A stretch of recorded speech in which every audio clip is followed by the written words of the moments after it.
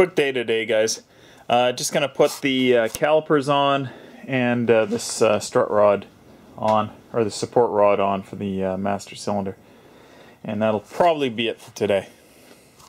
There's the driver's side caliper, which now doesn't match the backing plate. Anyways, on to the passenger side. Okay, I decided to put the brake hoses on. It's not a big deal, but you know, I gotta admit I'm really annoyed with whoever made my replacement hoses.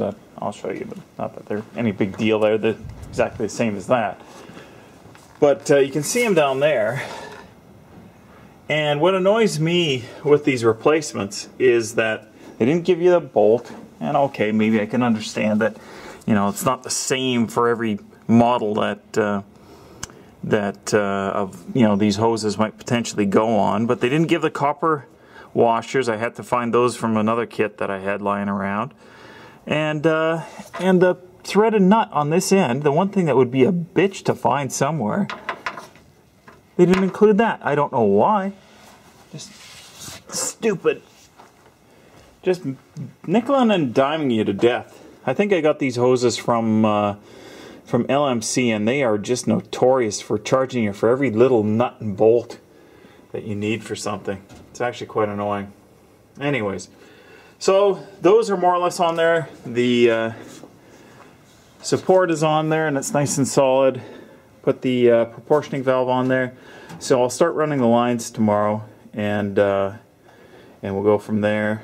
I don't know how far I'll get, because like I said, I need that nut. I suppose I can blast the old ones and give them a shot of paint, but I don't know if I will or I won't. They don't look too bad. They might be frozen on there though. No, they couldn't be, because I had to take them off to get the hoses out. Okay, anyways, well, I'll deal with that tomorrow.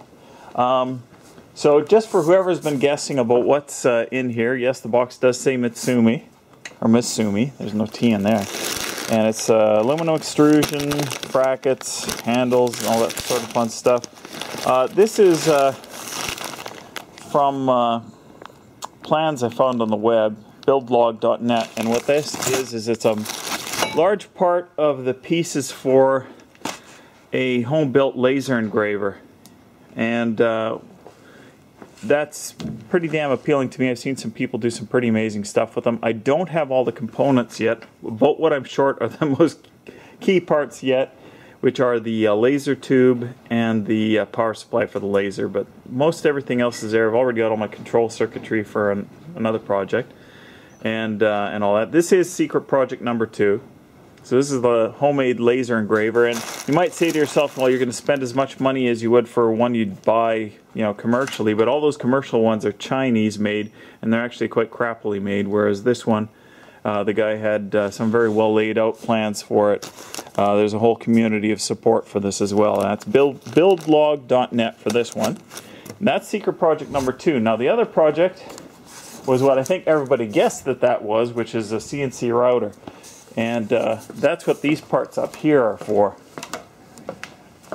So just to satisfy everybody's curiosity, if they were actually curious.